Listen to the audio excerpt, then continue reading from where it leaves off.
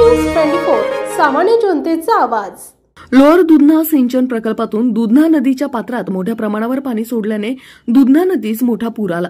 राजेवाडी तालुका सेलू येथील या नदीच्या पुलावरील पुराच्या पाण्यात मंगळवारी दुपारी मोटारसायकलवरील दोघे जण वाहून गेले। दरम्यान ग्रामस्थांसह प्रशासनाने युद्ध पातळीवर मोहीम आखून या दोघांचा शोध सुरू केलाय। दुधना नदीवरील लोअर दुधना प्रकल्पाच्या पाणलोट क्षेत्रात मोठ्या प्रमाणावर पाऊस सुरू आहे। त्याचा परिणाम लोअर दुधना प्रकल्पाच्या 2 दरवाजातून दुधना पात्रात पाणी सोडले जात आहे। त्यामुळे दुधना नदी दुथडी भरून वाहत आहे। या पाण्याने दुधनेस पूरही आला आहे। सेलू तालुक्यातील राजेवाडी शिवारातील दुधना नदीच्या पुलावरून पाणी वाहत आहे।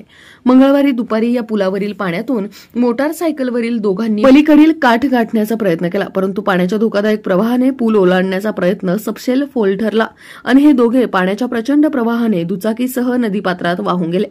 प्रत्यक्षदर्शींनी या मोटारसायकलस्वारांना पुलावरून मोठ्या प्रमाणावर पाणी वाहत आहे, जाऊ नका असा धोक्याचा इशारा दिला, परंतु मोटारसायकलस्वारांनी तो इशारा मानला नाही।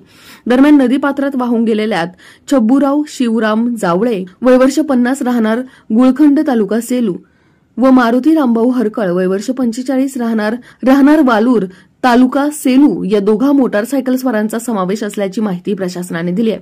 दरम्यान तहसीलदार डॉक्टर शिवाजी मगर, पोलीस निरीक्षक दीपक बोरसे, पोलीस उपनिरीक्षक गणेश पवार यांच्यासह महसूल पोलीस आणि आपत्ती व्यवस्थापनातील पथक घटनास्थळी दाखल झाले असून स्थानिक ग्रामस्थांच्या मदतीने वाहून गेलेल्या दोघांचा शोध सुरू आहे।